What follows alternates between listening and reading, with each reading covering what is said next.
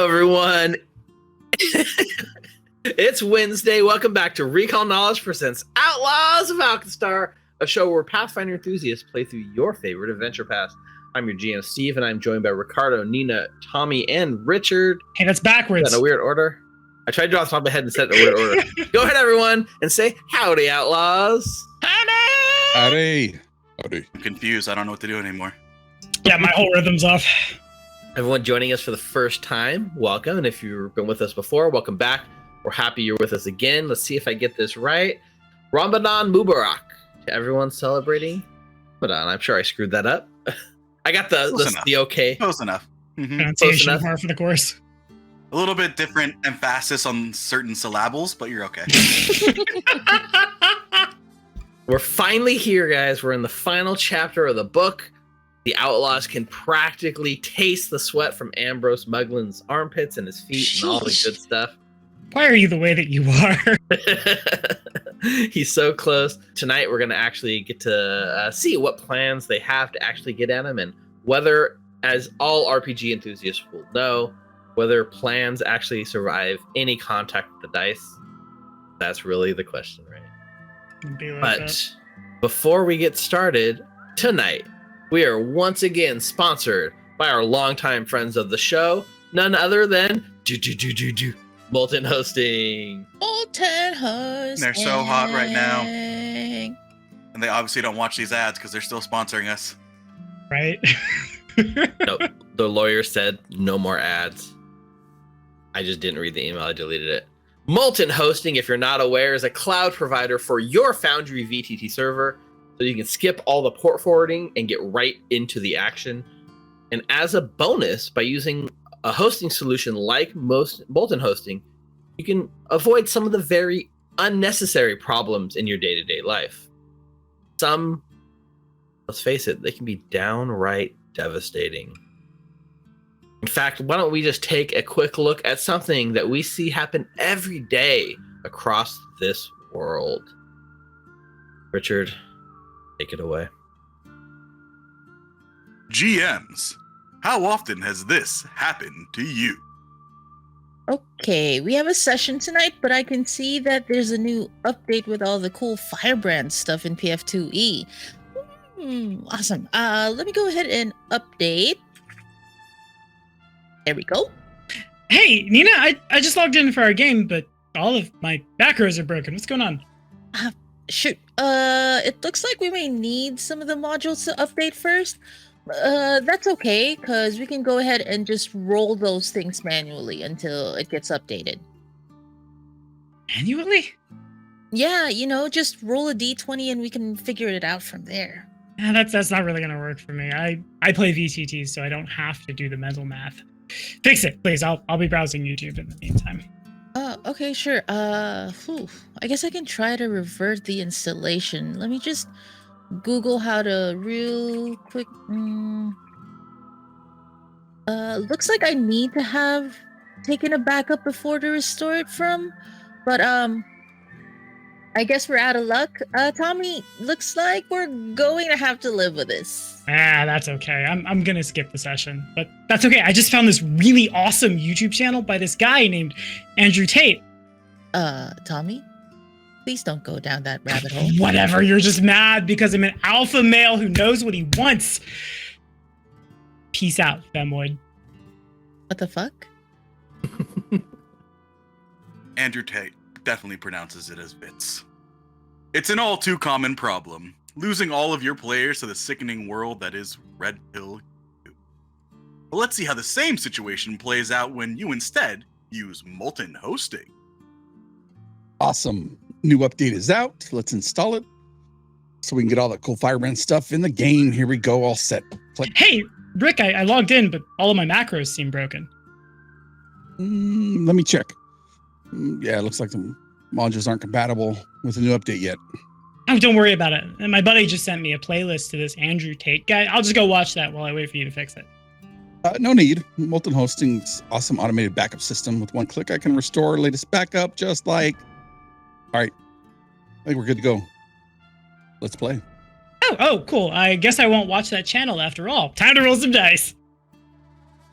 It's just that easy. So, to prevent your players from becoming misogynistic a-holes, make sure to use Molten Hosting. And as always, remember, don't be a Ninna, be a Rick. What? big thanks to Molten Whatever you do, Hosting. Don't be Andrew Tate. Nope, be don't Andrew do Tate. it. Don't do it. Or at Big, least big check your thanks. pizza tastes. To Molten Hosting with their backups, which can range from weekly to nightly, depending on what level of service you're using. You will never be forced to cancel a session due to a bad download, module, or even accidental deletion of files. One click gets your game back on track in just minutes. Make sure to head on over to moltenhosting.com to check out what they have to offer. Their servers let you host your Foundry VTTs in the cloud at locations all over the world. Nightly backups, awesome customer service. What could go wrong? And for newcomers to the service, make sure to use that code we keep telling you about every week. Recall knowledge. It's one One word. One word. It's a single word. Use it at checkout, no spaces, recall knowledge. You can get your entire first month of service completely free on us and on Molten Hosting from the show. And it helps us out with the sponsor to let us know that, you guys are using their service because of us, which is cool. It is the service that we use on the show, and we definitely urge you to use it as well. Don't forget, also, Tiny Tommy's up there in the cloud protecting your data. Yes, I've got you. I don't watch any Andrew Tate. I sit constantly, eternal vigil, watching over all of your shit, and I don't judge you for it either. Not even you. Unless you're Andrew Tate, then I judge you a lot. But I'm Tommy. God damn it, nope! I'm Tiny Tommy. I can't wait till our next AP where we all play like sprites and we just have this stupid fucking voice and be the gestalt of one being. We can just start that next week and cancel this if you guys want. I'm in. Just TPKs, it'll be fine. We know plans are gonna go bad. I should have done that a couple weeks ago. Where's that guy? Where's that guy? Cheering for TPKs.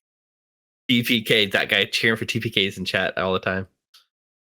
All right, Rick, let's start up that dance party. I feel like Rick is playing us off.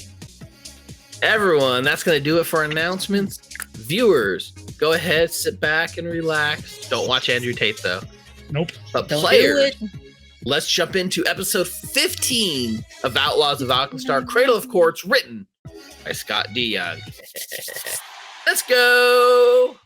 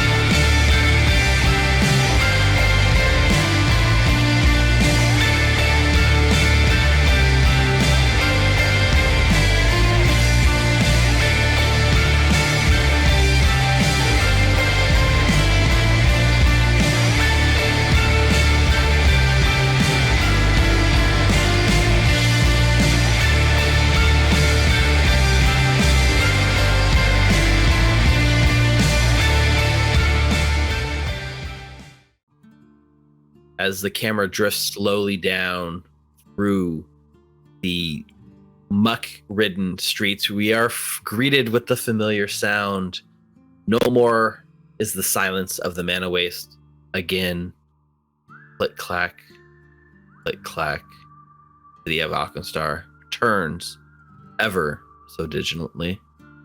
That was a weird way to say diligently, but I said it, and now it's there.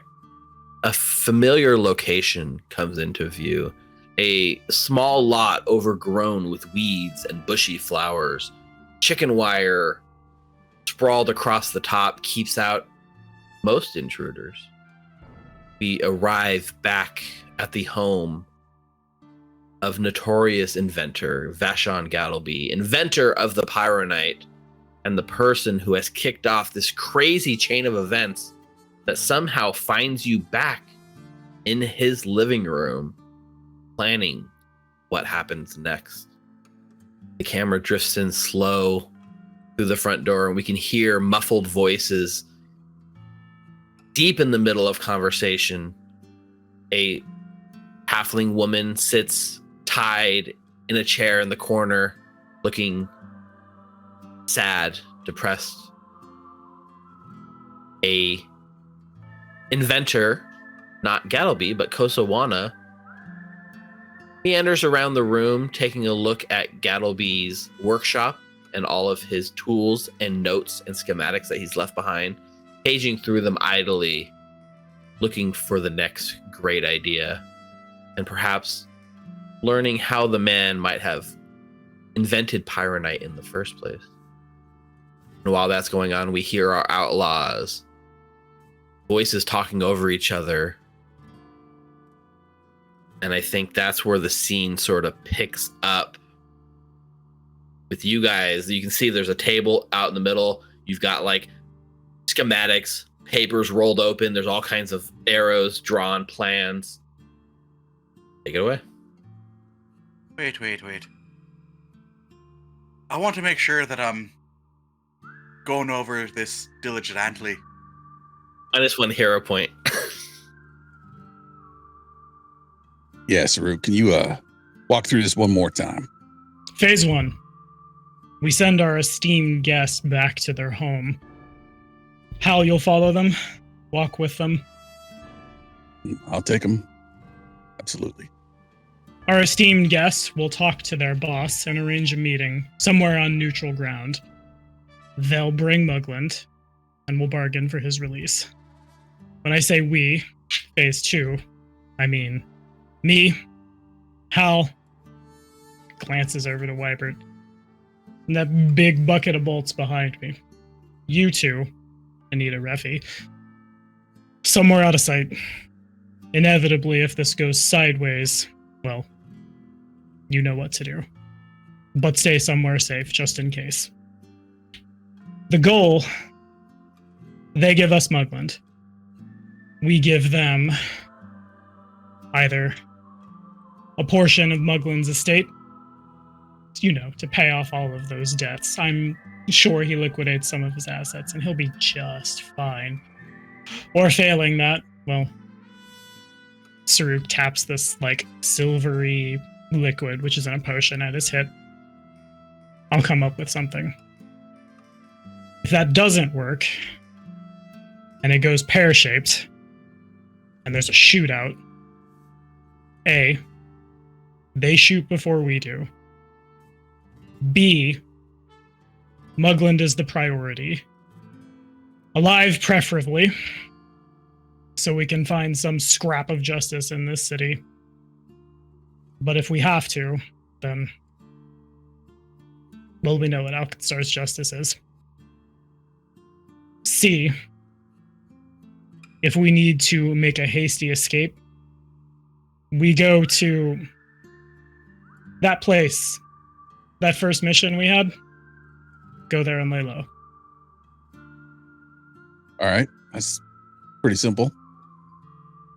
The little halfling woman kind of leans into the corner over here of the shot, not to be a Debbie Downer or anything, but maybe we can go over again. I'm what message I'm relaying to Sharkosa. We'd like to speak to Sharkosa about Mugland's release. Somewhere neutral. You know the spot. Right. I mean, I will deliver the message. I am perfectly capable, and I promise I will. She like side glances at the lot of you with like all your weaponry. I'm just saying, if she doesn't agree to it, you're not gonna hold it against me, right? I mean, If she doesn't agree, tell her I have something that she'd be very interested to see. there's like a sort of like sidelong glance as she kind of glances down, sort of rubs the back of her head, kind of impishly, and nods. Right. So the purpose of the meeting, you just tell her you want. I'm supposed to relay that you want Mugland, and she'll. Yeah, of course. You know what? You guys are great at this planning. It's fine. I'm sure she'll agree to leave the safety of her fortress and come into a area where you could absolutely assault and murder her. It'll be fine. Just gonna glare until she shuts up. We want Mugland. We can bargain for his release. No, if you don't agree, we could go with option I shoot you now.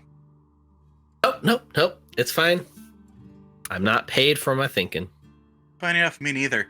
That's why I'm not sure about all those options, Saruk. I kind of stopped listening halfway through, so you just tell me where to go and when to shoot. Why am I not surprised? Yeah, will do, pal. Then I start eating more of the box of Chockies that Saruk bought me and Annie. This is something you guys are ready to enact right now, then we can go about it. So step 1, I believe, is you're not escorting her so much as just, well, are you escorting her or are you tailing her? Like, what's the approach here? I'm going to escort her to where she needs to go. And I think at that time, he'll look back over to her and take a little rip of her clothing. And if you do run, we'll find you. Right. Are we saying that I succeeded in my mission and Kosawan is dead or he's not alive? I'm going to want to know what happened. What do I tell her? You can tell her whatever gets us a meeting. Sir nods. Perhaps I could better sell the story if he was to give me, and she kind of does the little like necklace motion, and you can see that like he still wears this cog necklace, like his holy symbol that Kosawana still has around his neck. If we could potentially get that, it might sell the story a little better. I like how helpful you've become. Kosawana, you mind?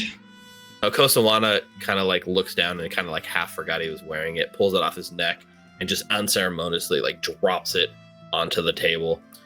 You know, it's like an award, like it's engraved from the Temple of Brian. It says like second cog Olamon Kosawana presented with honor in the name of the Bronze Lady. And it's like all this, it's not just a holy symbol, it's a personal thing that was given to him by his church, and he just drops it over without even a hesitation.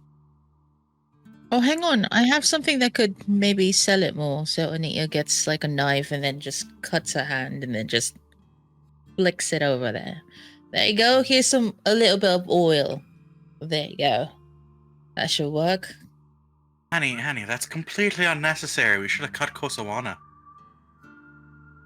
I'm almost tempted, just for the hell of it, to have Anita do a create forgery roll, but it's not really a forgery, but it sort of is. There you go. But no, we're good. She picks up and takes the holy symbol and like tucks it into one of her pockets. She's like, I'm ready to go if you are, and she like holds out her bound hands to like untie her. I'll spring forth his claws and make quick work of the rope. All right, lead the way. Be right here beside you. You can just feel like the nervousness as there's a mix of nervousness in you saying that and a little bit of excitement in sort of being released. You know, she's been in your captivity. I don't know if captivity is right, but she's been under your watchful eye for at least the past 4 days as you traveled home from the Cradle of Quartz. So she's excited to get back home. You guys have no problem leaving. You're going to escort her most of the way, all of the way? I'll escort her right to the front door and knock if she wants me to. Okay, so we have the rest of you guys are going to stay back with Gattleby's, and then Hal and her are going to set set a meeting, right? Right. So Hal and Esteria are sort of walking from Gattleby's house, who is, he's up in Steamhaven. She starts leading you out to the Ferris Quarter, but she does mention it's in the north end of the Ferris Quarter.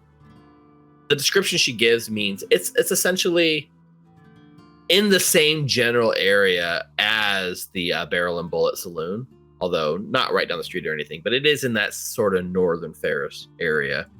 And so to get there, you guys kind of have to go through Estradi Heights. It's the shortest way. And she kind of leads you there. She's like, thanks for not being as crazy as the rest of your friends.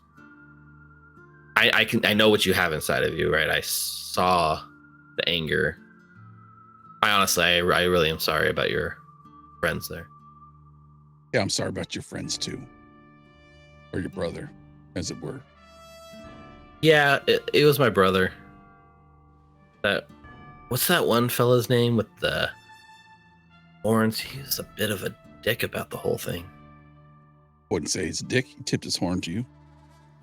He puppeted my dead brother in front of me as he negotiated your goodwill and honesty, I would say. Thanks for not being the crazy one in the bunch. Obviously, they trust you to do these important things. Volunteered.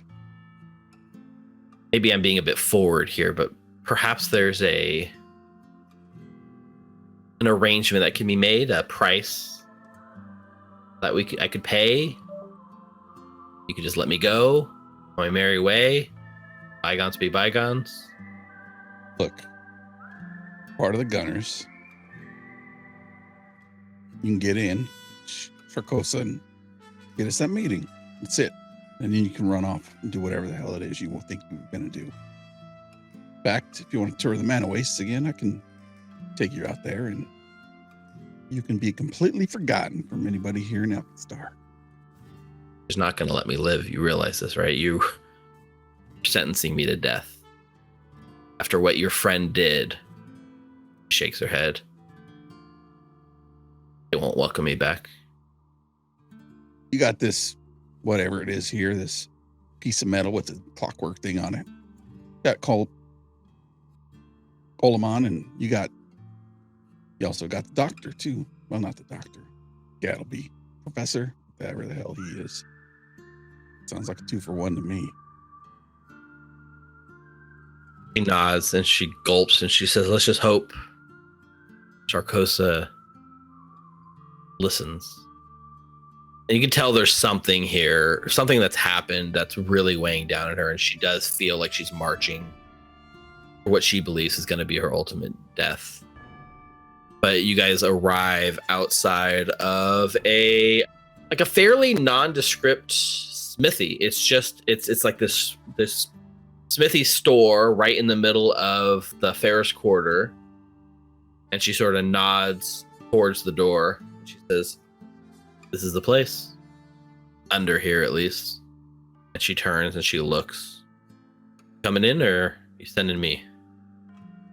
I'll wait out here. He lights a cigarette and leans against the wall next to the door. Pulls his hat down a little bit and crosses his arms and waits for the best for the worst. She takes a deep breath, steadies herself, walks right in to the front door. You can hear there's a little bit of greeting between her and the person. She's like, you can hear like, Coriel, nice to see you again. Like, where's your brother? Oh, you can't really hear, but there's some conversation. And after like a moment, the conversation sort of dies, and you're just staying out there, Hal, on the street. I think there's, some of the sort of clockwork powered cars come around. I think at this point, there's probably a sort of demonstration, a workers' right group that kind of comes around the corner and marches through. And you can see sort of embedded within the middle of the crowd, an old buddy of yours, Aldo, who is very vocal about, workers' rights, seem to be in the midst of a very, I wouldn't say big, because you've seen bigger protests before, but there's a very vocal, very angry crowd of people sort of like coming around, and you can see like protesting, like, hey, hey, ho, ho, all these clockworks got to go. They seem to have turned their fervor in like an anti-clockwork passion. They're coming by and you're sort of off to the side, not drawing a lot of attention to yourself. I don't know if you want to join in or say anything or just let them pass. What would Hal do? I think Al looks at his freshly displayed tattooed arms of clockworks and, just crosses them over his chest in a somewhat guarded manner and keeps his hand on his top of his khopesh, just smokes a cigarette and lets the crowd go by. The sort of chanting continues down the street and turns the corner, going deeper into the Ferris quarter. Enough time passes that it feels a bit uncomfortable. And you start to maybe get a little nervous. But after about 45 minutes, Estery emerges from the shop. And like you see her, she kind of comes out the front of the shop and she starts looking like up and down the street to see if she can see you. But you're so good at blending in that she doesn't notice you right away. Anything look off? You like slip up right next to her and say that, and there's like a startle as she's scared to death. It went about as well as you could expect. She takes a gulp. She believes that I succeeded in my mission, but she's not so amicable to coming out somewhere. She asks if I can trust you guys. She wanted to know what you wanted with Mugland. She looks at you. She hands you a piece of paper that's folded over. She says, I got you a meeting. I worked my magic. Where's this meeting? An old speakeasy down in Skyside, known as Steaming Kingdom. Hey, that's the name of the chapter. Takes a deep breath and says, tomorrow, noon. High noon. She'll meet you there. Your names are on the guest list. I didn't know your real names or what to put, so I just put Sharkosa's guests. I put it for 4. I don't know. That work for you? Was our business concluded? I think so. Good luck. She looks a little like taken aback, and she kind of like looks at you and looks up the road like, that's it for real? I'm free to go? Al just keeps walking back into the crowd. She watches you go. There's sort of like a sigh of relief. And she takes a moment and you see she looks back the place where she just went, and she looks up the street. There's like a long, hard pause. And then you see she just instantly takes off in a sprint away from the gilded halls, down the street, towards her home and towards whatever freedom. Something has spooked her. And you're free to return to the rest of your friends. Make my way back straight away. Got always old lab and come in. I pass the letter over to Saruk. It's this sort of folded over stationery with like really fine like gold print, and it reads like, the Steaming Kingdom, and there's like there's actually not an address on it, but I think she would have at least described to you enough how to know where to go. If anyone has underworld lore or Alkenstar lore or something like that, you can feel free to do a recall knowledge to this check. I will say, without having to make a roll, Reficule, you know this name. It's actually so it is a speakeasy, but the reason you know it is not so much that you've been there.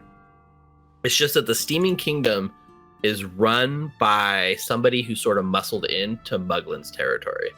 So Mugland used to make a pretty good living off of providing, safe, discreet, neutral meeting locations and bars for criminals.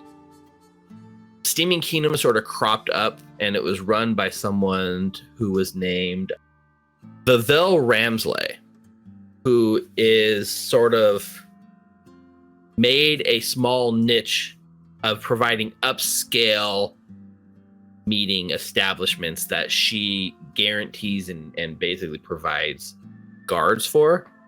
So criminals can sort of make contacts, make deals, or converse in situations like this where you might need a place to meet where both places feel safe.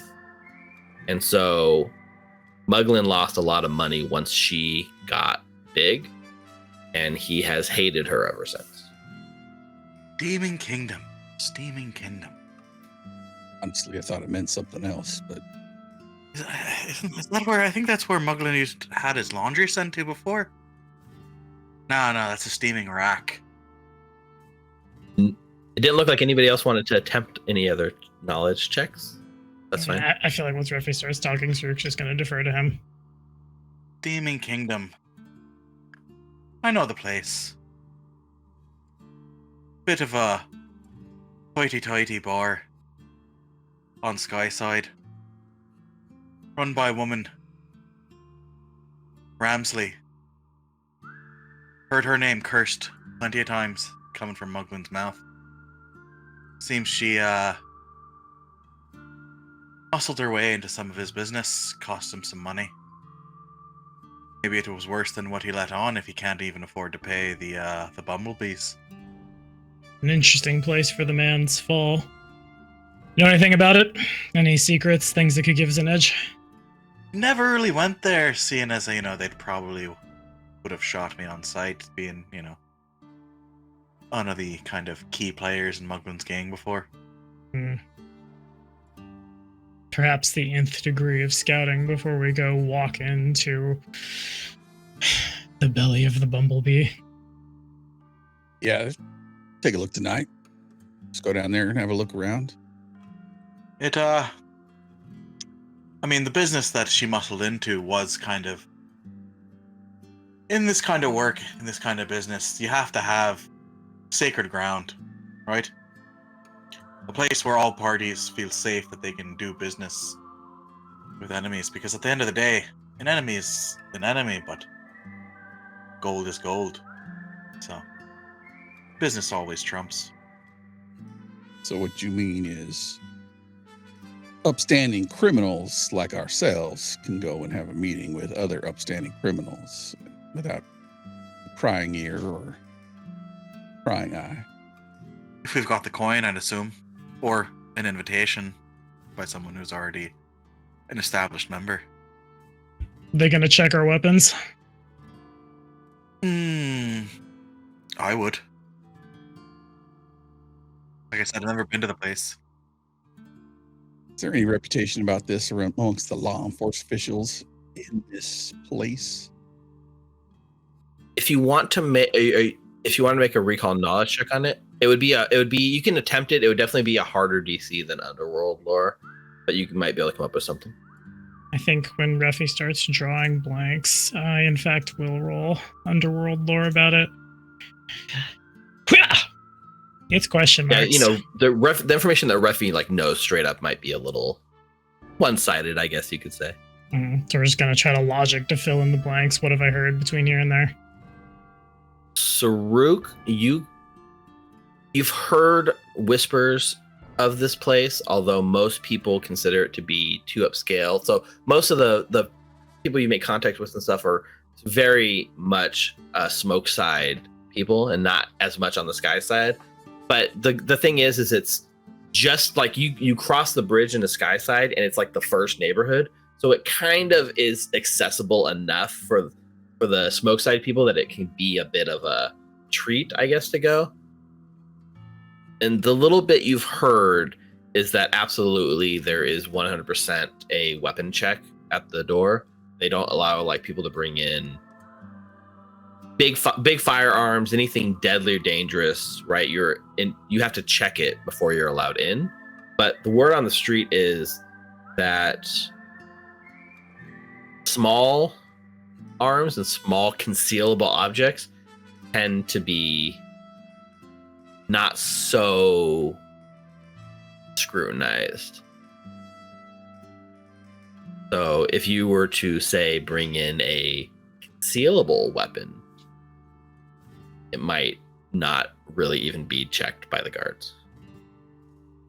The probability of me walking in there with a ballista strapped to me is low at best, but Cirque flicks his tusks. I'd like to see them pry these off. In the meantime, small arms we can hide will do. Al, on top of that, Lyrian had mentioned this place once or twice as a potential place where shield marshals might go to meet with underworld contacts or some sort of informants. And so it has a fairly safe reputation of being very discreet and very private. So the reason they got the name the Steaming Kingdom is that it actually is like full on steam bath saunas. And the whole place is very humid, and they offer, for the non-discriminate conversation, you don't want people to listen in, they offer private bath rooms you can order and have access to for like an hour at a time to conduct your private meetings. And the loud hissing and the steam sort of is so loud there that people can't easily listen in on your conversation. So it's a good way to make sure that private conversations stay private. And generally speaking, in order to make sure that everyone is on the up and up, clothing is not permitted within the bathhouse. So you heard a drunken tale or two of, getting stripped down for the bathhouse and having meetings with contacts and CIs and stuff like that. Seems like Ramsley doesn't play one side or the other. A coin is coin in her world. Yeah, well, Sharkos is going to have some kind of arms in there, regardless if she's naked or not. Naked? Yeah, it's like a sauna, a bathhouse, mineral water, steam, baths, no clothes. I mean, Hal gestures to himself. I'm pretty much covered from head to toe. I mean, in my hybrid form, so. Well, hey, we can look around and see if, that's the case. Lyrian used to get hopped up on some of this crazy stuff that he would confiscate. And, well, stories can be stories. But I believe him. I mean, shit, look where we are now. I mean, you're kind of covered head to toe now, as I point to Hal's chest hair fluffing out of the bottom of his tank top. What happens? Was that at your ears too? That being said, if you guys are interested in scouting it out, we can head out and check out the location. Seems like a good idea. I think sometime before we go and do that, either in the planning phase or sometime in the interim where all this has happened, Refi, with some of the chalkies still left over, is gonna bring a bottle of whatever liquor he finds in Gattleby's house to Annie. Pour a drink for both of them and hand her a chalky. Thank you, Ruffy. My pleasure. How you doing? Just a lot of guilt, to be honest. We did invite him to this vacation, saying that it would be a vacation, but he ended up getting murdered. I don't really know how to explain that to his lady. Then again, I don't think the lady particularly cares. It's Alkenstar. I'm this close to maybe throwing a beaker at Kosawana, though. He keeps looking at his stuff. It's not even his. I kind of give a long look at Annie, saying that it's something is not Kosawana's to take, but I don't say anything. He's a bit of an ass, but I know before all this that you said that you were a bit, I don't know if close is the right word with him, but... Well, I mean, I looked up to him. He was a brilliant man, but did he deserve what happened to him? Don't think so. Does anyone deserve what they get, good or bad?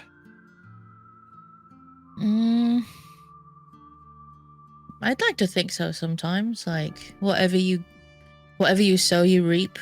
I've heard Saruk say that a couple of times before. I try to be good. Try. You do more than try, Annie. Me, I think things just happen. Good or bad. Whether you're a good or bad person. Things just happen. So, Mugland probably died during that meeting. Would that just happen? Sometimes people help things happen. But, guess we won't know till that comes to it. But you're a good person, Annie. Oh, shut it, Reffy.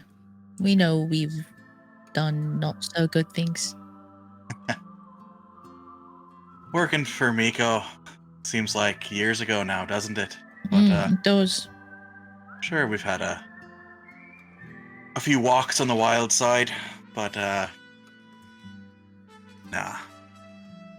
Coming from someone who's walked in the pitch black darkness, you're still good, Annie. Been thinking about what Saruk said, and he's right, you know.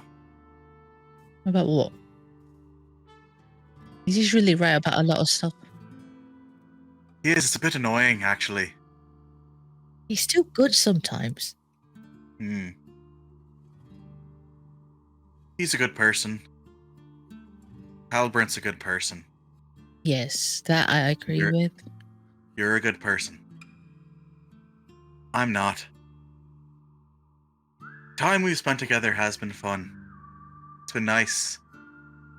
That's not my life. That's yours. And I don't want my life to be yours. What are you doing? Is this like, are you leaving or something? I feel like you're breaking up with me. We're not even together. You know I don't think about people like that. I know, I'm fibbing, Reffy. Force another drink. Ugh. You know how I know the difference between you and I? You feel guilt about someone's death. I feel anger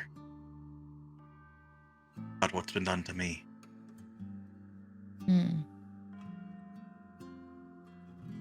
Dirk wants justice. That's all good. I don't give a damn about justice. I want revenge.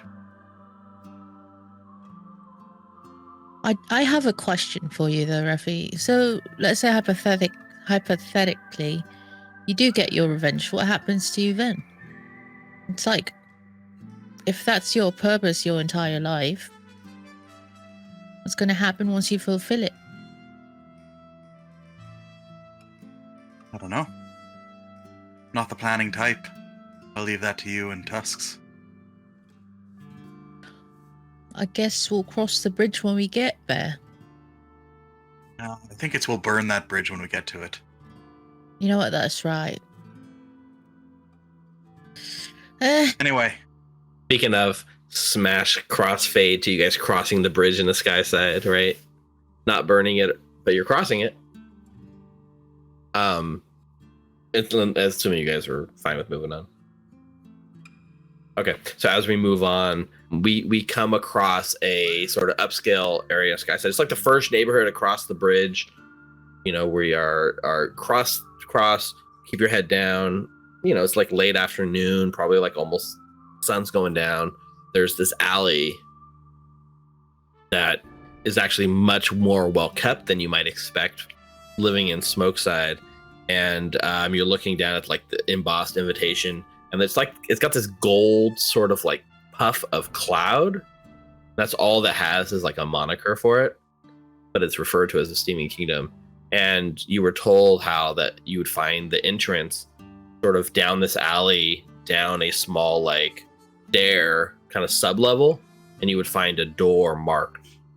And without too much hassle, you're able to find You're standing at the top of the stairs, looking at the invitation, looking down. And there's this nice ornate door, and it just has a not gold, but a sort of embossed carving of a cloud that matches. Otherwise, looking up and down the street, it looks empty. It doesn't look like draws a lot of attention, but it seems to be set here beneath the city of Skyside, the area of Skyside. I think I want to scout around and see if there are any obvious lookouts, any back doors, front doors, top doors, bottom doors. Yeah, why don't you go ahead and give me a secret perception check as you scout around. Incidentally, I think Saruk is going to just bop around, talk to people, see what the scuttlebutt about the place is, and see if there's anything he can't learn. Yeah, why don't you do some gather information? Is that what it's called? Mm-hmm. Yeah, you can do a gather information check in the local area. You do a quick once over of the area, Hal, looking for any other ways in, any secret entrances, any guards, anything like that. You do spot, like, occasionally there will be somebody that sort of walks past the alley and sort of you see the gaze lingers a little bit, and you've seen the same person sort of come by like twice in the time that you were standing here, but they seem to be almost like a patrol of some sort, just making sure that nothing shady is going on. They don't stop. They don't, like, even if they see like you guys in the alley, they don't approach you, but there's some guard presence in the area that seems to be making sure that everything on the outside is like on the up and up. Other than that, the businesses right above it and right below it, there's like a cobbler shop where you can get like shoes, like made, very expensive shoes, by the way. There is a lack of factories and a lack of production, but a lot of like businesses and stores. But just looking at the layouts and around, the fact that this is set like underneath this old sort of semi-abandoned, it's not, I don't want to say abandoned, but it's been in better days. I would say only about 20% of the shops are actually open and functioning, and none of them seem to be associated with it. Even if you like look in, it does seem to be the only entrance or exit out of this place you can find is this door, at least what you can see here on the street level and stuff like that. Saruk, as you ask around for anyone, you're specifically asking if anyone knows anything about the Steaming Kingdom. Mm-hmm. I would say you have a really hard time, to the point you're almost ready to give up, because even when you mention it, people seem to have no idea what you're talking about. And even like approaching people, like the way you're dressed and look, most people seem to think that you might be there to rob them and like avoid you guys. You got the weapons, you got the armor. They kind of take the long way across the street, but when you engage them, they're very like, they answer you almost out of like fear more than like genuine conversation. But most people have no idea like what you're talking about, and you genuinely get the impression it's not that well known around here. But there is one person, when you ask, they sort of like their eyebrow goes up and they kind of like look around and they're like, yeah, you seem like the type. But what is it you're trying to learn about? What is it you'd like to know? I think the most helpful thing, who's on guard duty or on door duty tomorrow at noon, and what is the easiest way to bribe them? As in terms of specifics about who the guard is, they don't really have that information. But essentially, when you start talking about bribes, absolutely, they do relay the information that the guards can be bribed. At a place like this, it would take no less than, anything less than 50 gold would be an insult as a bribe. This place, then you that number might give you pause, and then you look around and realize you're in Skyside and people here are very wealthy. You can't get in, like, essentially you can't get in unless you're on a guest list, unless you're willing to bribe the guards, or you already have a standing reservation. he knows the proper channels to set an invitation, but you have to know someone who introduces you to Ramsley to even start that process. And he could do that. He is willing to be that person to you if the price is right. Gotcha. He'd want to know what your business is, and maybe. So I think flipping through all of the things that I have, where Saruk lands is I want to Taps's Giselle produces the letter. We're esteemed guests. We are esteemed guests who then taps his badge. Are held to a moral code that says we aren't going to shoot first. But we've had a bad history in Alkenstar, so I think you can understand how jumpy we are. But also that we aren't going to start shit. We'd just like to have our weapons on us when we go in, personal safety and all. You're free to wear your armor. They never turn people away in armor, although you might get some strange looks in there. What are you into anyways, kid? Don't worry about it. You think if I bribe the guy at the door, that'll be enough to get me and mine in with our stuff? I'd say it's possible, but let's say you bribe the guards, right, kid? You pay 50 gold. He lets you bring in that. He looks around the back of you with a giant backpack ballista.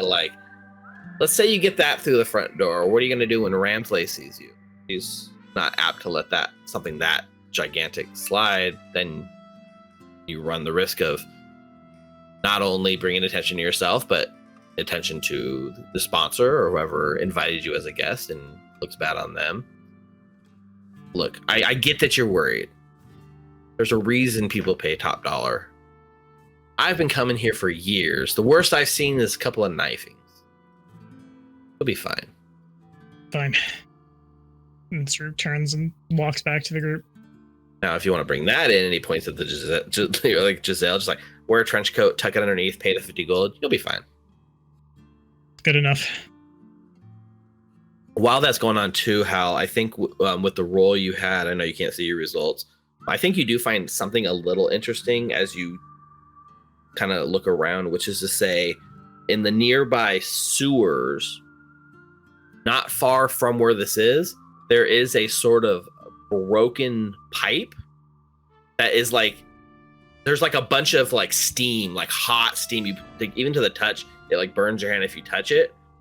It's got this sort of emergency hatch trap door, and knowing that you're going to a place called the Steaming Kingdom and seeing that this pipe seems to carry this steam somewhere to it and head in that direction, you do get the impression that just maybe these steam pipes might lead right underneath the establishment itself.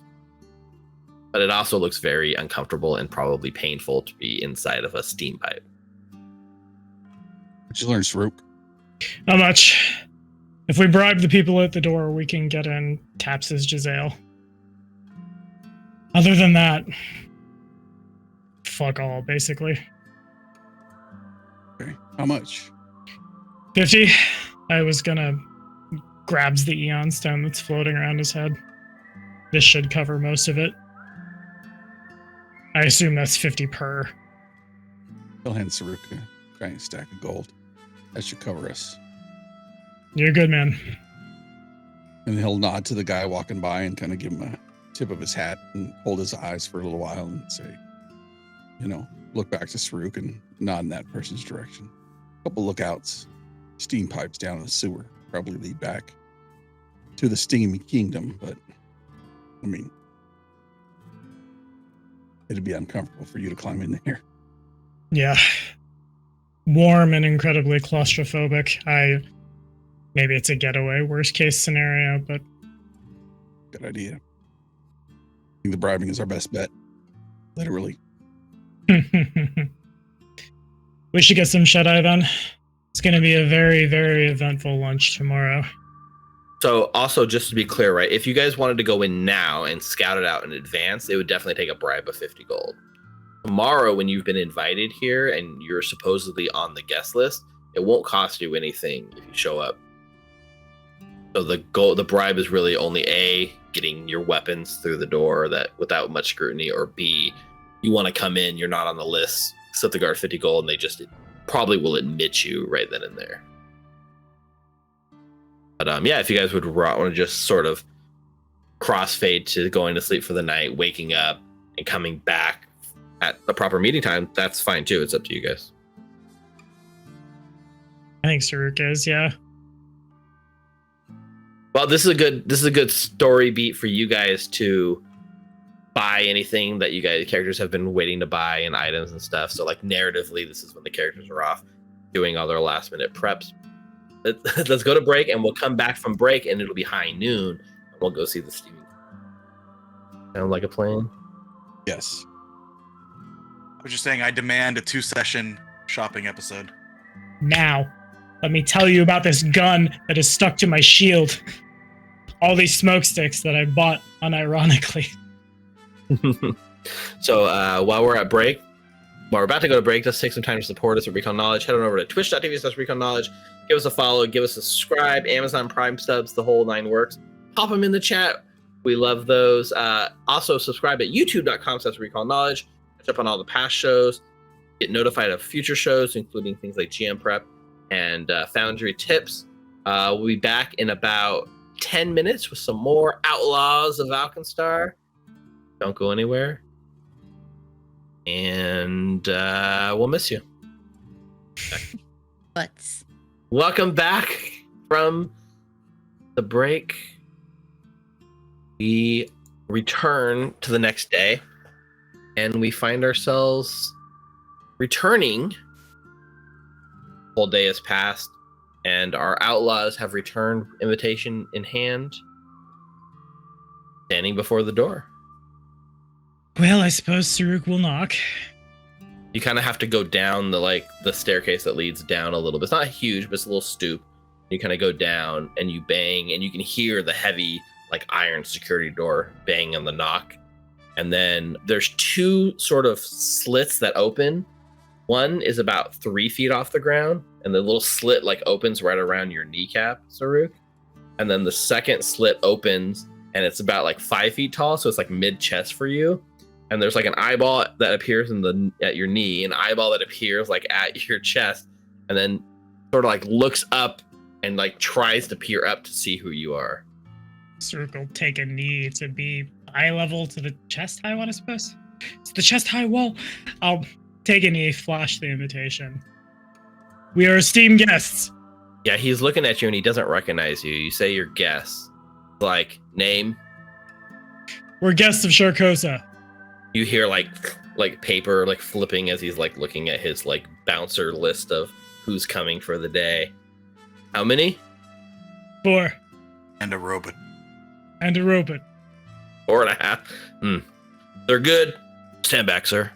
And then the 2 eye holes slide close, and there's a moment that passes, and then you hear the rumbling of gears in the walls cranking, and the door sort of opens outwards towards you, and you find yourself looking at a sort of small hallway entrance that kind of comes in off the street, and there is a sort of the same guard you were just talking to is standing there, and there's almost a second guard working a coat check sort of thing. So I'm assuming Saruk's probably the first one in, and he kind of steps up and he just says, you know the rules, no weapons, hand them over. There is suddenly 200 gold in his hand. Don't worry about it. Looks at the gold, looks at you, looks back at the guard in the casing. Keeps walking. Yep, just kind of whistles and looks off to the side.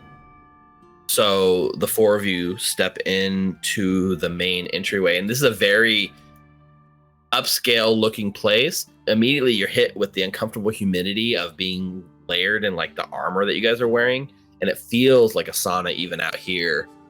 The roof of this place is it's maybe 7 feet tall, so Saruk's pushing the top, but it's enough space for Saruk to at least stand fully. But near the top you see a mishmash of steam vents and actually a collection of clouds that gather up at the top that almost makes it look like there's like a storm clouds gathering in here, the thick, heavy, humid space.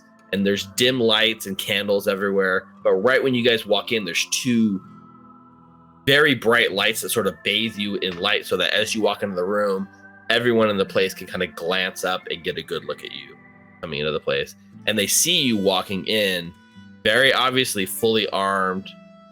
And like immediately all of them like kind of stop.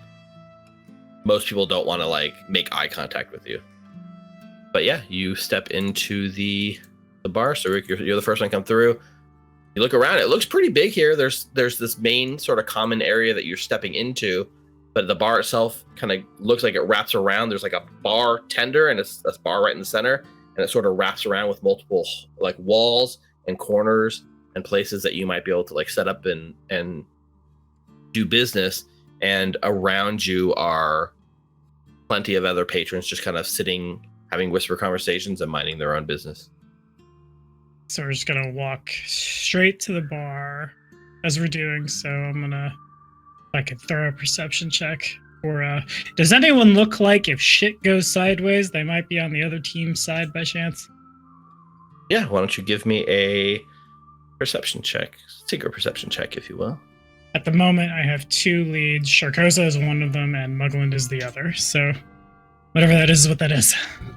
Glancing about the immediate area, I would say the first thing you notice is while there's very clearly a no weapons policy here at the Steaming Kingdom, you detect just enough of like sort of concealed bulges in about at least half the people's pants here. Not the kind you may be thinking, but the kind that indicates that they might be hiding a firearm or a, more often than not, a small dagger on their persons. It seems like most people don't actually come into this place completely unarmed. They just are armed in a much more discreet manner. I said, surprise me. Hello there, friend. Is that a Yes. coke pistol, or are you just happy to see me? He like raises his eyebrows. He says, "Why don't you sit over here and find out?" I said, Do you check to see if he's happy to see you, or if it's a token? Because it's a little bit of both. Oh god. He is, intrigued, and he if you really do chat with him, he's just like, I think I know you. You're the demon of Smokeside, aren't you? in another life, maybe. What time of day is it, by the way, GM? High noon. I knew. I order whiskey then. You go to order a whisker. This guy's it will order the whiskey for you. He sends over for like a shot of whiskey and puts it on his tab. They bring you out a nice shot of whiskey to your table. Thank you, friend. So you here selling services, or are you business or pleasure? I guess Is there a difference? most of us, I would hope. They say you've got the fastest gun in the West. They say. Mind seeing it firsthand? And he scoots over a little closer to you. Sorry, friend. I'm already booked. And if you have to ask, you can't afford it. And I down the whiskey, give him thanks again, and walk to my friends. As you're going, he says, "You haven't seen my pocketbook." I think that the thing to really take away from this is you've got yourself a bit of a reputation amongst the underworld, Reficule, and there are people here that recognize you. Raise your hands if you're shocked about that. Well, I am out in the open now. Yeah, mostly by reputation more than anything. Horns out, eye uncovered, so Saruk, there's definitely people packing heat, and mostly daggers. There's a few guns that you see. The bartender, not so subtly, keeps like a shotgun like under the bar top, just kind of secured in there, which looks like it's easy within his reach. He doesn't look like he moves far away from it at all times, so he's pretty much ready to go. There are plenty of guards that sort of patrol the area, but as your 50 gold has been sort of spread amongst the guards themselves, they all just sort of casually turn their eyes and don't stop you guys or hassle you guys for carrying all of your weapons and armor. Otherwise, you don't see anyone that immediately jumps out as a gilded gunner or anything of that nature. But pretty much every single person pings in here as a shady character. So I'll just beeline to the bar. You in charge? At the barkeep. I'm holding the bar down today. Can I offer you some of our world-famous Alkenstar ice wine? On the way out. We're guests of Sharkosa. Sharkosa? Sir nods. Looks around, he nods. He nods at like an empty table in the back corner, and he says, why don't you make yourselves at home, and I'll see if he's ready for you. Very well. Nods and starts walking over that way. You've set up at a little table, and it's near a corner of the bar that has a stage on it. Now, right now, there's nobody performing, but there's very clearly like an open mic night style stage here in the corner where people could theoretically perform. I feel like ambient noise level in this place is loud, yes? The interesting thing is the constant hissing of steam really muffles. Like, you could easily see people's lips moving and stuff, but yeah, sound wise, it's hard. It's easy to lean over and have a conversation that's muffled with the ambient noise for sure, but it's mostly steam noises. So Cirque is just gonna sit down, like, whichever chair has clear line of sight to every entrance. Well, I guess there's just the one, huh? That one entrance and or exit. I was going to sit in the corner with his back towards the wall, facing the door. Incidentally, as we get to this table, is there anything suspicious, anything feel unsafe before I sit down? I mean, rolling off your earlier perception check, not so much, despite the fact of like your worries about, going into a place like this and maybe feeling like you might be assaulted at any point. It does seem the demeanor, the vibe in this place is surprisingly mellow. In fact, the only thing that seems to be causing any sort of unease or danger in this place is you guys fully armed, sitting down in the middle of a treaty-free zone where people are supposed to come and be safe. But yeah, like, you're drawing a lot of attention by being fully armored. Like, you guys look like you're here for war. And that's like people that when you go sit at the table, some of the people that are sitting at tables near you just pick up their stuff and move to the other side of the bar. Like, you guys are the bad element in this bar. It's very wise for them. So you guys can take a seat, and you guys have a minute to sort of lean. And you see the bartender, he sends you over that way. And once he sees where you've gone, he sort of whispers to someone, like a little guard that kind of comes by, and they kind of like walk back and disappear into like the back room. Sir, do you still want us to be out of sight from Mugland, or? I feel like that ship has sailed hard. Glances around. Is there anywhere people could hide near, or are we very in the open? There's not a lot of cover here. You could easily split up and sit in different places if you want, but the four of you you guys are all fully armed and armored to the teeth. You guys are going to stand out here. Hal might be able to slink into the shadows pretty easily because it's fairly dim once you get past the bright lights that kind of bathe you as you step into this place. Beyond that, it's all dim lit. Hal might be able to easier hide in the shadows because that's kind of his thing. You'd tell me how you guys would want to be positioned if sitting together is not quite your thing. Probably tell Saruk. I'll be in the nearest corner if you need me. Very good. You two let me do the talking. We don't shoot first. So stay with me. Yeah. Yeah. Probably about that time, Refi would have been walking over from his conversation and joining. Relax a bit, Tusks. You seem a bit on edge. Only a little. He pulls out a potion, starts fumbling with it. The only people who have to worry in here are people who cause trouble and cops.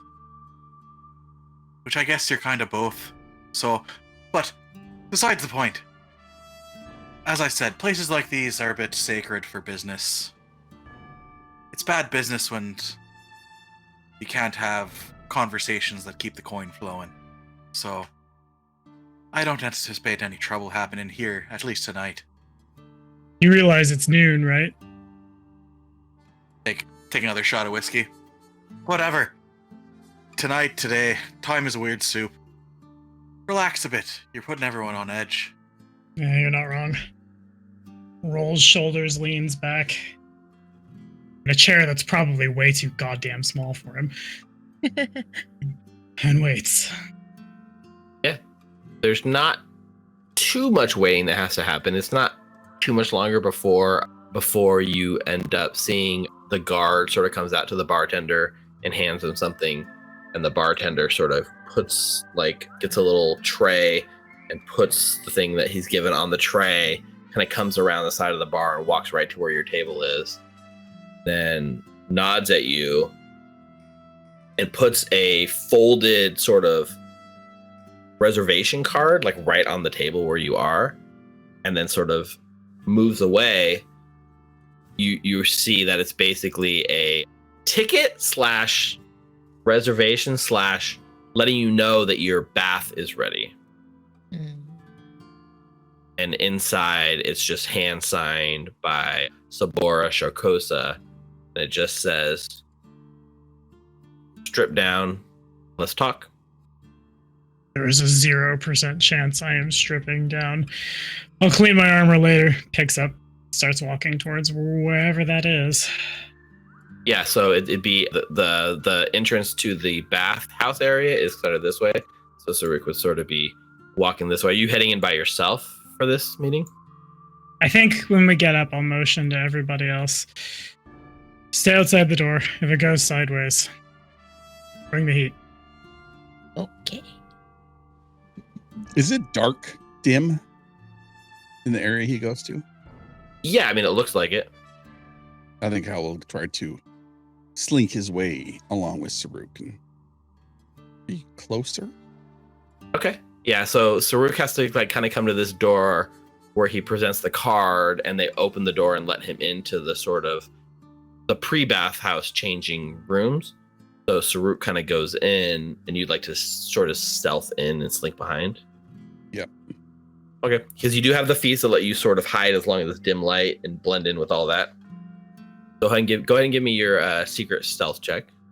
And Saruk, as you enter in, the guard sort of hands you like a sort of stack of towels and motions to one of the two changing rooms right here on the north end of the room, and just says, "If you'd be so kind, sir, as to change before entering the bathhouse." I'll take my armor off when I get in. It's awkward. Old war wound. You understand? Taps his shoulder. She's like, I'm sorry, you're not allowed armed into bathhouse. We can't make an exception. Reaches into his pocket, withdraws the clear quartz octagon, passes it over to her. Give me a diplomacy check. Alrighty. Bribe, it kind of is. A bribery bonus. But it's definitely like a make a request. Mm-hmm. Okay. I think when we're going in, when the door opens, that's when Saruk is going to down the moderate silver tongue mutagen that he bought going into this. And let me do the thing.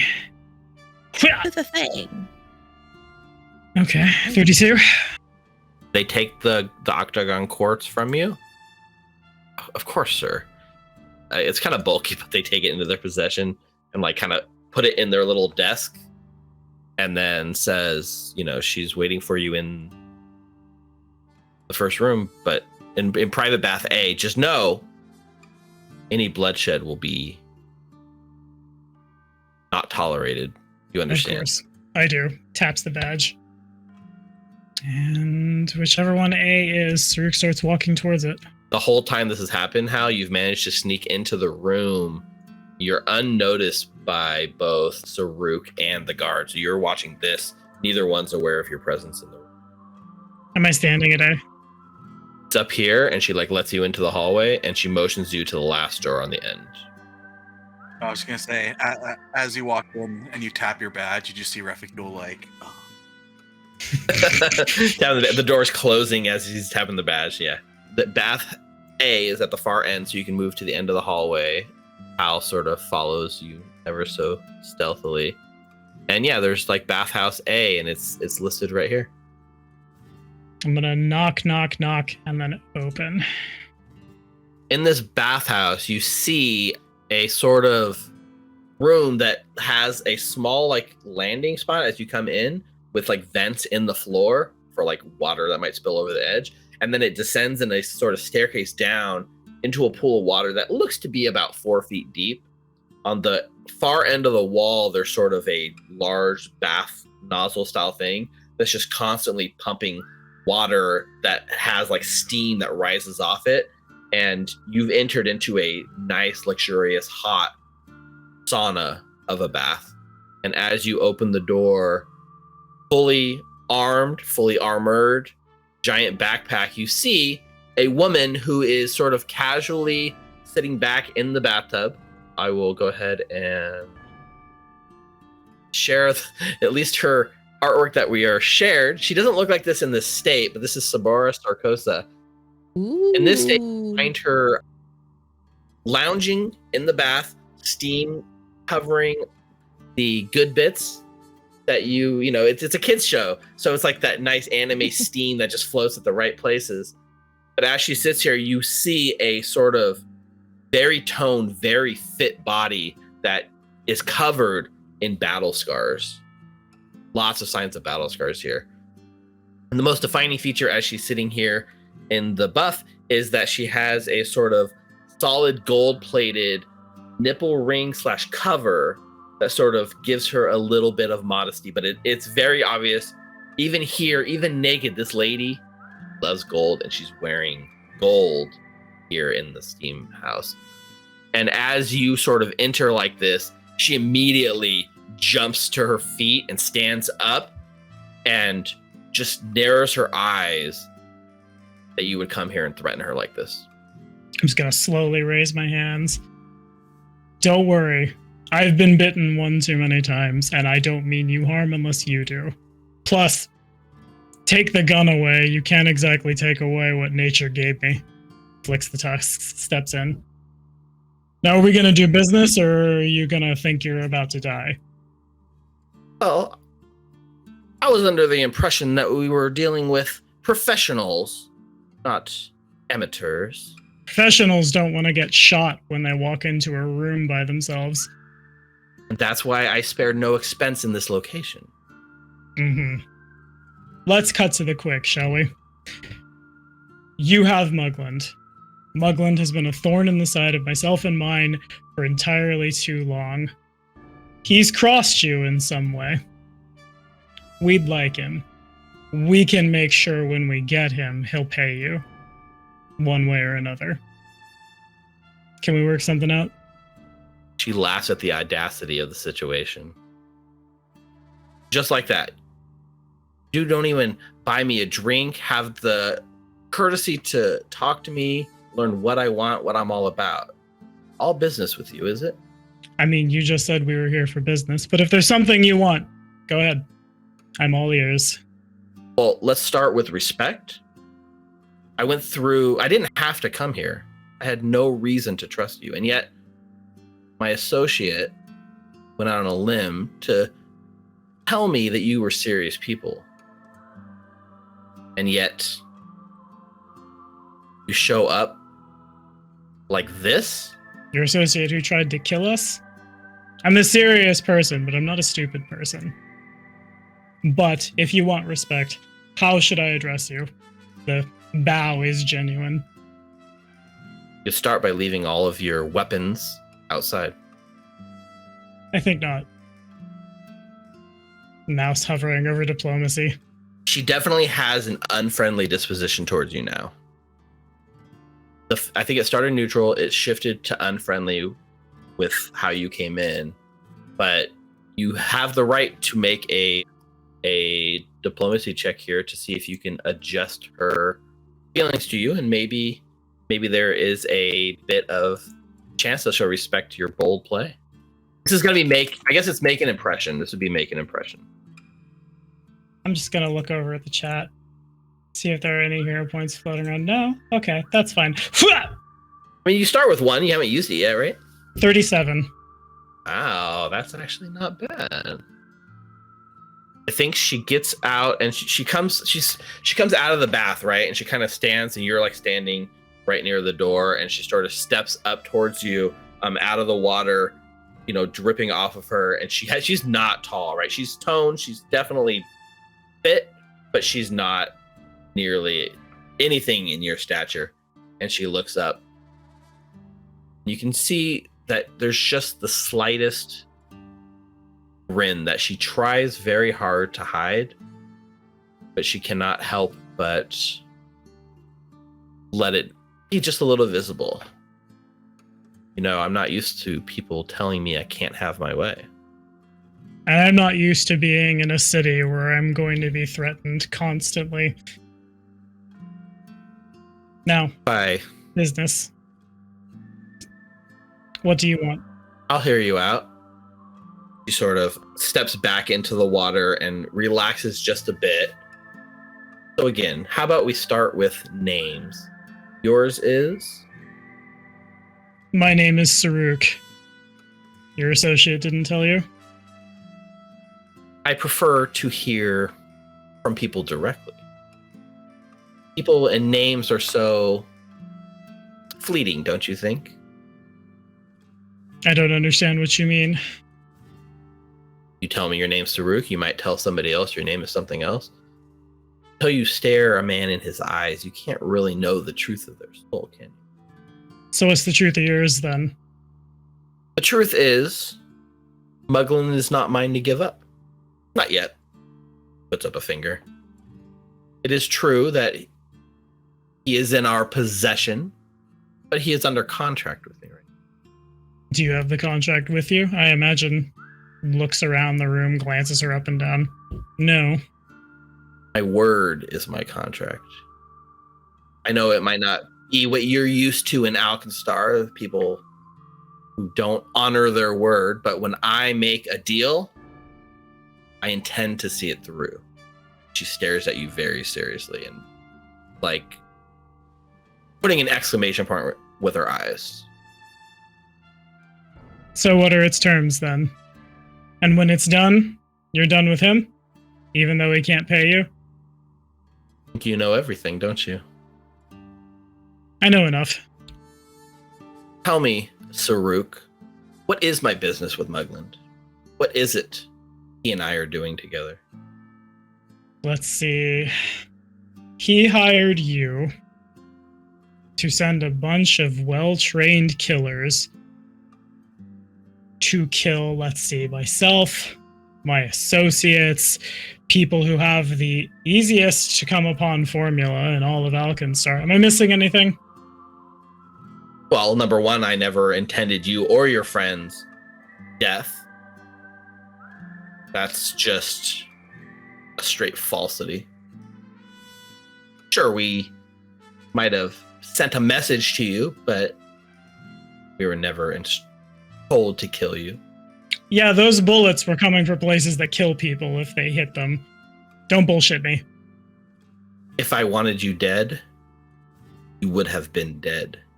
I doubt that. You might have tried. So you think what? You come here and you make demands and I fold? Oh no, big strong man gets what he wants.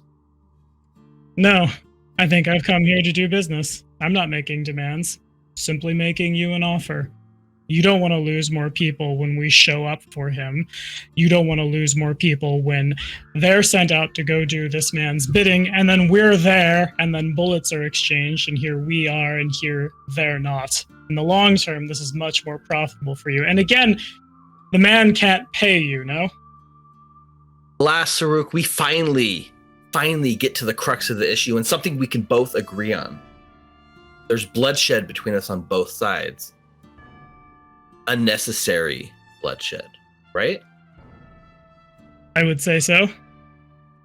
So I think you and I want the same thing, and that is a peaceful solution to our situation. And how do we achieve that? First, I honor my contract with Mugland. Maybe you don't understand keeping your word, but our word means something in these streets. Then, when I'm done with Mugland, we can talk. About what? Me hiring you to take him down? After you're done with him, how do you play into this? If Mugland fulfills his end of the contract, and he's a free man, I have no reason to hand him over to you. But in the case that he's not able to uphold what he's promised, maybe you can settle the debt and he's yours. You've said the contract several times, but you haven't given me terms. I have vague It's not guesses. your business.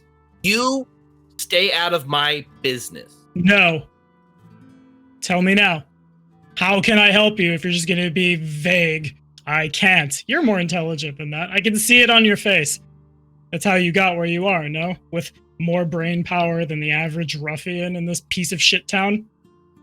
Do you want to do business or do you want to insult me? Long pause as she seriously weighs her options here. Well, seeing as you've come here armed to the teeth to threaten me, I guess I have no option. Yeah, I'm pretty sure you have something in here that could do me grievous harm if this went sideways for you. Again, you're not stupid. Apparently I am for taking this meeting with you. She sneers at you. Sure you are. Do you want to do business or not? No, I don't. Fine. Let me make it a little sweeter for you then. Zerg reaches down to his hand and begins fumbling with a ring. Turns it.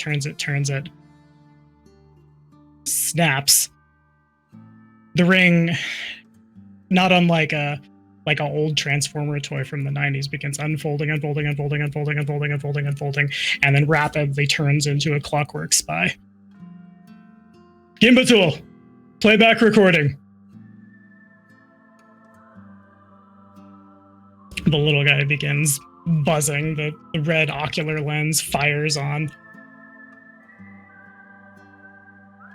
You can ride in my helmet, little finder. Nice and safe and secret. Cert pushes open the door to where the prisoner's impromptu holding cell is. Right. You're a very guilty woman. You know it. I know it. No. I've heard more than enough from you. Nothing you can say will ever bring back Vashon Gattleby, one of the brightest minds in Alkenstar, or the ship's engineer, or its co-pilot, or that huntress. Do you know she was a shield marshal who'd retired with honors? Like a gulp, but no. You just hear the gulp, but no words. 4 people dead en route to a 5th, and that's not including you tying up the captain, planning to steal the ship, or trying to kill myself or my colleagues. As if anyone would bat an eye if a band of outlaws got filled up with lead. That's just a toil day. Perhaps, but I do think that the powers that be would be quite upset to know you've killed one of their own. Tribalism is a hell of a motivating factor. What, you're just gonna waltz over to the nearest shield marshal with the bounty you have on your head and tell him all of this? How exactly do you think that ends for all of you? No, I will not, but that's not what concerns me right now. What concerns me is, well, you. You see, you've done a lot of very bad things. And it's incredibly likely that you and I are going to come to blows at some point in the future. Even if it's not by the hands of me or mine, your line of work is incredibly dangerous. But, I understand why you choose it. Alkenstar doesn't exactly look out for its people, and sometimes it forces people to make bad decisions to make ends meet, to say nothing of getting ahead in the world. It's only a matter of time, though, before your line of work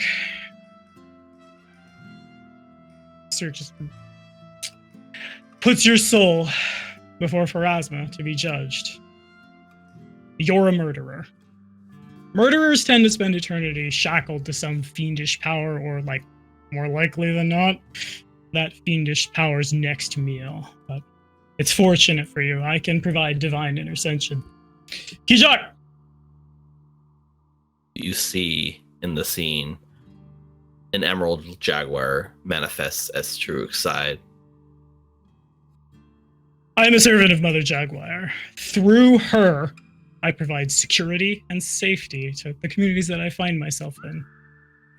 Confess your sins before her servants, make amends, and when your time comes, you might receive a greater reward than so many who've come and gone before you. See Estery, who's sitting there looking panicked, looking side to side. The corpse of her dead brother nearby, stuck on this ship, forced into this terrible position, and she swallows but says nothing. Did you kill Dezen Drake and Gebben of the Second Kiss, Vashon Gattleby, and Shield Marshal Celessa Tereda on the orders of the Gilded Gunners? There's a long pause as she considers her words carefully. Sounds of the airship filling the space, the engines whirring outside, keeping Second Kiss afloat. The gears click clack,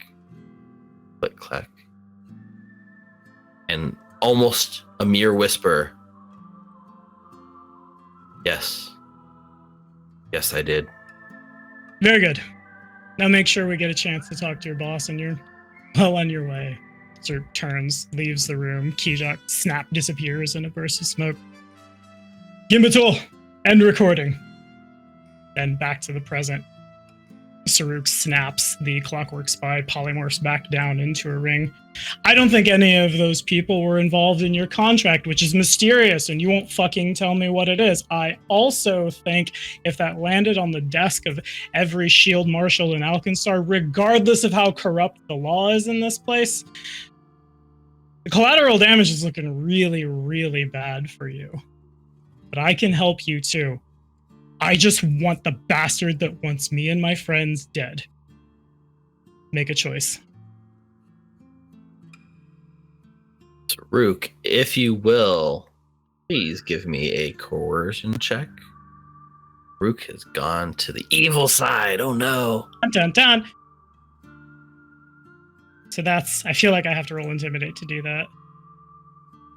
Definitely a coerce more than it is we're past the niceties. We are into the do what I say because I say it. So it would be an intimidation check. And with the recording, you can take status bonus? It's the only bonus I don't have on this. You have an item? Oh, you already have an item bonus, huh? The mutagen, yeah. I don't think it's a status bonus. I think it would probably just definitely be a circumstance bonus. So if you have, you can take a +2 circumstance bonus. If you don't already have at least a +2, it'd be a little better, I think. Nice. I will take it. Let me just put in all the things and turn off all the other things. All right, I got to wear my clothes in the bathhouse. Can I stick this one? 36. Yeah, that's a pretty good roll. It was on a 4 and it hovered back. Mm-hmm. She looks at the recording, she looks at you, and you see a sense of her face drops a little bit. Her shoulders slump. Give me Mugland, and I will happily delete that. And we'll go our separate ways, and we'll continue to do our business as happy individuals who never heard of each other. But you have forced my hand. Fine. Mugland for the recording. I agree. I don't suppose I could convince you to give me 24 hours to put my affairs in order. Something tells me put your affairs in order is dangerous for me and mine. How's about right now? As you wish, Master. Don't ever call me that. Saruk is fine. Shoulders her way past you to wrap a towel around herself. Like, steps out. As long as you don't physically stop her. No. Of the bathhouse. I'll follow behind. Oh, Hal, you're just sitting in the hall outside this, slinking in the shadows. You've heard this whole thing go down. Now, make a perception check for me, Hal. Because it is very loud and there's a lot of steam. It's very hard to hear from outside in, so I want to know how much Hal really picked up, how much was lost to the noise. Never really closed the door, right? Saruk, you just kind of left it open. I would have used his shadow to keep it propped open, even though if it was to close, I can use my shadow to just shadow foot in the door. Given that and with the roll you made, I think Hal picked up a good 90-95% of what's going on. You didn't miss any of the fine details. You understand that Saruk has coerced this person, forced her hand, broken the code of the outlaws, broken all norms and traditions of this place and the sanctity of what it means, and has the secret recording that he's using to leverage Sharkosa into doing what he wants. How would Hal react to hearing that? I think he'd probably just file it away to circumstance. He knew that she could have very easily said, Mugland's part of this deal is X, and struck a deal. I don't think he gives 2 dimes to anybody in the city who threatened his new pack. So Sharkosa storms out, wrapped in a towel, into like the area where the guard is there. Guard kind of sheepishly won't make eye contact, and Sharkosa is just sort of like, place is done, as she says very matter-of-factly to the guard. Immediately begins to panic, and she steps into one of the changing rooms where her clothes is waiting for her and attempts to close the door. When she opens the door, Sturk's gonna go behind her. Does there look like there's anything in the changing room that might be harmful or might let her get away? Or why don't you give me a seek action? Give me a good once over of the room. She goes to go in there and you stop her and you like stick your head in, and she's like in a huff and she's like rolling her eyes. 28. It looks nothing more than just like a changing closet. Just steps out of the way, hands up, don't mind me. Yeah, she closes the door and you're sort of like getting changed and dressed in there. I mean, a minute or so passes, the door opens and she steps out, fully dressed, clothes on, but she's making a very big show of letting you see the sort of dueling pistol that she's sort of concealed into here. She's no longer concealing it. She's wearing it openly on her hip. She's not making an aggressive motion of it. It's just a statement of like, yeah, I'm armed too. Sir nods, tips his helmet. Like in a huff, sort of like storms out. She's like, shall we go? Yes, I think we shall. After you, miss. As she steps out into the room, she starts raising her voice and making a scene as much as she can, drawing the attention, just constantly like, establishment is done. How dare you let someone like this into here? Just like going full Karen mode, like, I want to speak to the manager sort of thing. And Saruk is walking behind, just hands up, like the service industry manager who has to deal with the Karen as the Karen is being escorted out. And as like you escort past the like table where Refucule's like sitting there trying to like, go nondescript, Sharkosa like sort of sees Refucule, like as she's pushed past by Saruk, she just says, "Gotta say, I liked your old daddy better." As he like shoved past you.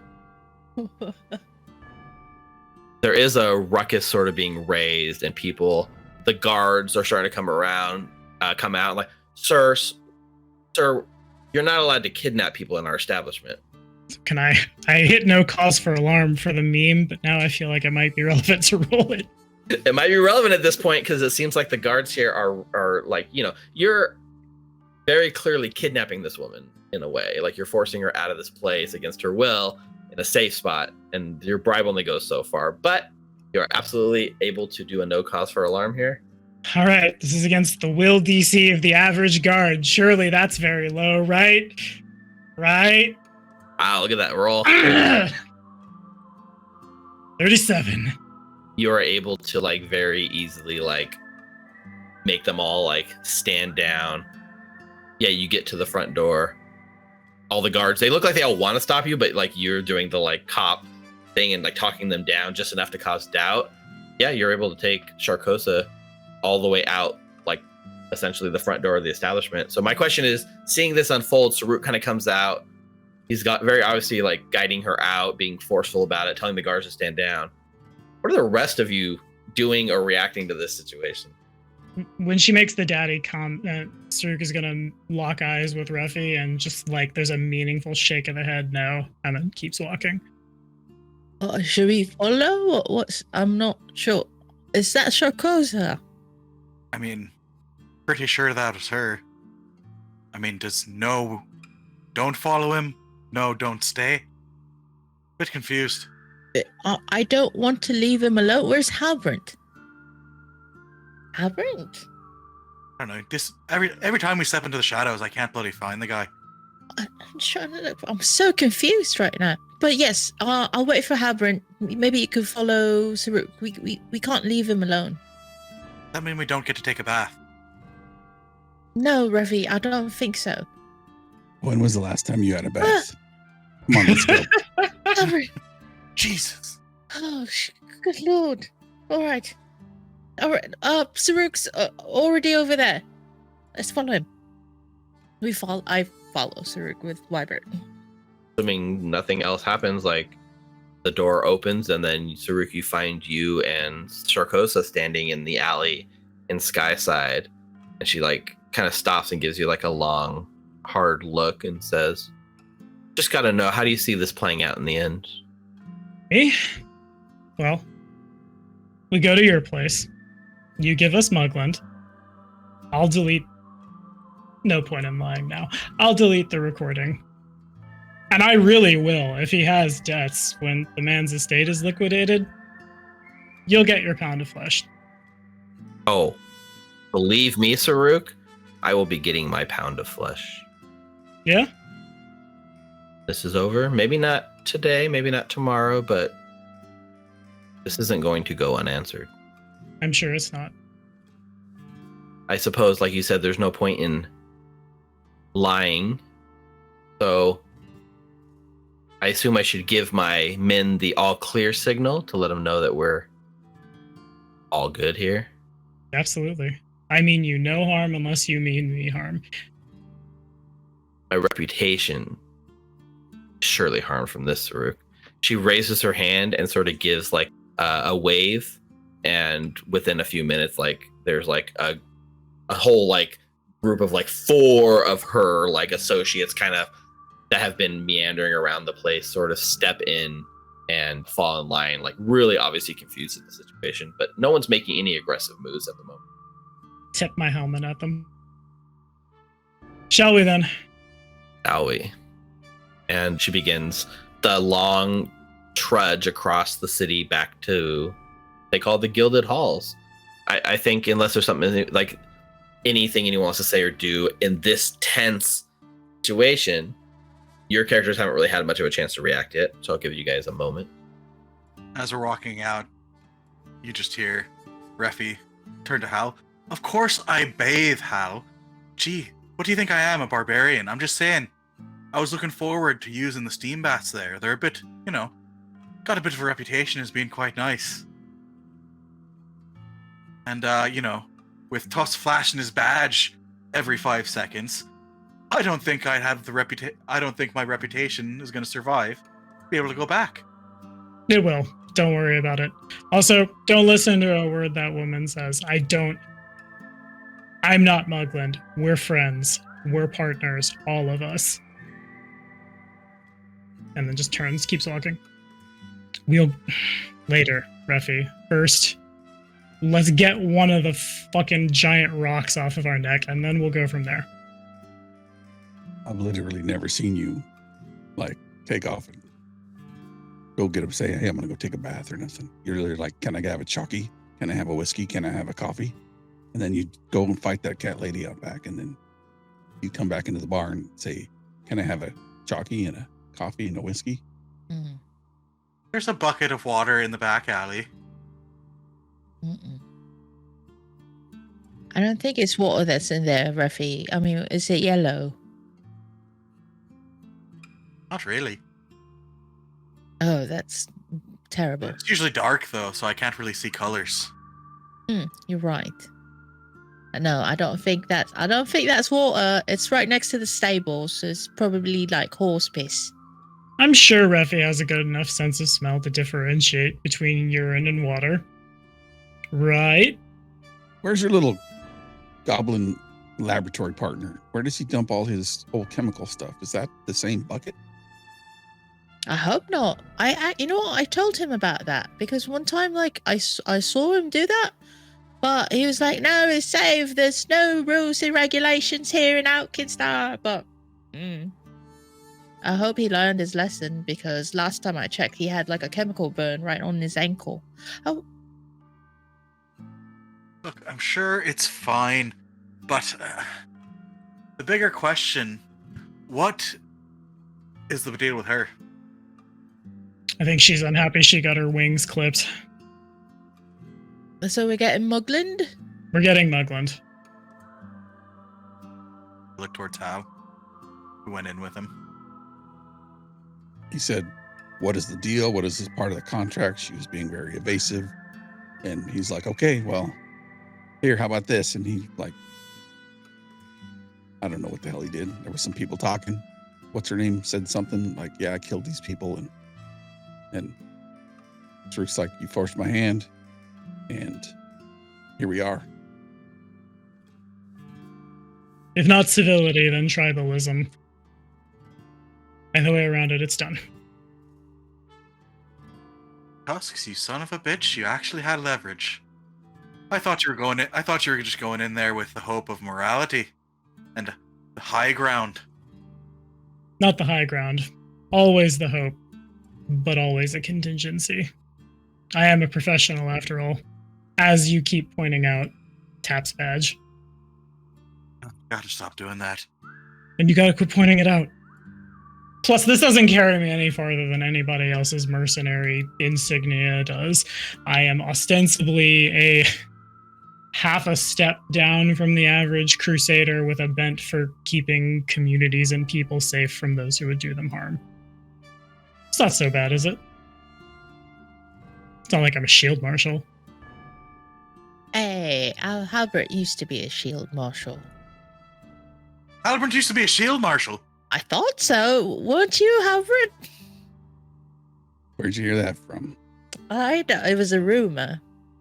I remember when we all started, like, there were a bunch of rumors that we all had to keep in mind. That was one of my rumors. Warcat's out of the bag now. Plus, didn't you have a friend from the Force who came with us? Maybe. Our outlaws trudged towards the Gilded Halls, having turned a potential friendship into a potential long-term rivalry that I'm sure will have no long-term negative implications for anyone in the group. Yes, this only goes to 3 books. It's fine. You don't have the time to make it have long-term implications, and won't all show up during the last encounter. Who would manifest that into the world? Not Tommy. Hell no. Always send the paladin cop into criminal negotiations. As opposed to you, who would have just fucking shot her. I eventually would have shot her, but, you know, I would have played the game a little bit. And you'll get your. I tried to play the game. She didn't want to play. You literally, the first move was like show up naked to prove that you're safe, and you didn't even do that. Like you just like threw the rule book out the window and said, "I'm a cop. We're doing it my way." Mm-hmm. That's the way I saw it go down. That's what I saw from my perspective over here. Was like Saruk being. That's why Refi's like, I can never show my face at this place again because I came with the cop. All right, Devil's Advocate, keep playing it. I can't wait for the next AP where I play the anti. Well, I'm already playing the anti. Shit, never mind. Well, it was a big character shift for Saruk. Like, this is the first time I think I've seen him go from like pure diplomacy to like, making people do what he wants because he wants it, and it was not out of character, but just a new side to Saruk that we're seeing. You can't stay in the city long enough without getting a little grit on the armor. So our outlaws, in tow with the Gilded Gunners, make their way to the Gilded Halls, where Charcosa agrees to hand over Ambrose Mugland, her current business partner, perhaps. Maybe we'll get a little bit of insight to everything that's gone down and everything that is to come, because next week we're heading into the belly of the beast and we're going to meet, one way or another, the mysterious, the ominous, the dad, the very recognizable Ambrose Mugland. Here he is, hoity-toity. What? Which is gonna be it's gonna be interesting, and like this is Saruk saying, I don't want, like, you have all this, let's just skip the last book and get to the end of the entire AP, so let's do it. I mean, as much as I'd like to chew the fat for another year and a half and roleplay with every goddamn shopkeep, I feel like there are other adventure paths I want to play with you guys, so like... Of course. So that being said, it's going to be a big episode next week. You're not going to want to miss it. But for this week, that's going to do it for us in Alkenstar. Big thanks, Ninna, Richard, Ricardo, Tommy, for playing. As always, it's been a fun session and a interesting turn of events, but not completely what I didn't expect. Also, just for a quick moment, huge shout out goes to all of our patrons out there who support us on Patreon. We actually got a couple new patrons just today, and we were chatting up with them in chat. So a handful of them came in today. So they are awesome. So if you like what we're doing, give us a look at patreon.com/recallknowledge. You can get behind the scene looks at some of our upcoming content and early releases of episodes before they hit YouTube. And honestly, your support just goes a long way funding everything we do on the channel. So quick shout out: David Sims, Sandra Wagner, Jason Irvin, Sam Skaggs, Jay, Ellie Boyle, Paul G, Anish Herman, J. Michael Spencer, David Morrison, Perseus 13, Jerome Rachetti, Matthew Bordeaux, and Dara Moore. Whoa! Nice. Not one, not two, but 3 new names. Yeah, 3 new names from last week. So you guys are all awesome. Thanks for the support and what you do. Big thanks to Molten Hosting for sponsoring us and continuing to provide our server hosting free of charge. They are amazing. They're awesome, and you don't want to be self-hosting if you can be in the cloud. It just removes a lot of headaches, and I highly suggest it for everyone. If you can swing it, head on over. Use the referral code RecallKnowledge. If you don't, I'll pull all that dirt out, and you'll be in trouble, and we'll still get what we want. Exactly. But if you do use the code RecallKnowledge, you can try the whole service for a month, no charge on us, and see what you're missing. Check them out at moltenhosting.com. Tommy, what you got going on in the world right now? Well, when I'm not being a social justice cop on the internet with you guys, my name is Tommy, and I do stuff on the internet at Black Dragon Gaming. Here's a link. I am finally back in the groove. I understand how DaVinci works, and it's funny how you get modern software and you use modern software, and suddenly your whole throughput at work gets way much faster. It's tight. Today I put out a video on, I'm working through the Lost Omens Impossible Lands deities, and we did Kamidu this week, who's like 4-part nature, maternal, take care of people, but also give you nightmares and shit. And it's really, really, really interesting to me. And then next week, I'm going to start pivoting some of the like longer series that I've done into more like into shorts, where I can just be like, here's a minute, here's this, and crank out, feed the algorithm gods and all of you, all of that cool stuff that you want, while not like burning out in the process. You know what I mean? So like all of the Pathfinder, all of the Starfinder, all of the like dumb memes about what happens at this table, and I'm kind of working out of how many guns you can wear on your person in Pathfinder 2nd Edition, and now it's like shield gun, that gun helmet we found, actual gun sword, gun backpack, Gun gloves. gun gloves. There's probably like gun armor. I don't know if I'm gonna find gun boots, but we'll figure it out. I have faith in me, and if not, I'll bullshit something and it'll be just fine. So either way, I win. I also want to say that I don't get it. I'm a professional dungeon master. That's how we're paying the rent. Mostly, I have a lot of seats open. The Discord's in there if you're interested in playing things. But so often, I get to facilitate these really big moments, but like I don't ever get a chance to do them. And today was really fucking cool. So thank you guys for letting me have a moment to, at the very last second before a session, be like, shit, I need leverage. Wait. That lady's a cop killer. I can use that. Yeah. Tommy's like, I want to have secretly recorded the conversation, the confession, so I can use this leverage. And I was like, sounds good. Let's do it. And I rolled just very, very good. Yes, you did. Really good. Like, this could have gone a completely different way, but like, I mean, you were rolling like mid to high 30s on all your checks. So like, The dice you put wanted the it points to in happen. there, you're gonna get what you want. Exactly. The dice I told feel the like story. it's like outside cop comes in and like bucks the establishment and like they don't know what to do and like yeah, it was cool. They don't know how to respond to his like directness. And like, I'm just still like, she was actually in there naked, no weapons, just willing to, and I cannot parse that she didn't have a gun hidden somewhere to do me a murder. But fair enough, I guess. She was there, legit. Breathy was trying to tell you. She was there, legit, with improved unarmed strike, ready to go into dragon style, break my neck. I mean, maybe you don't know what she has in her arsenal, right?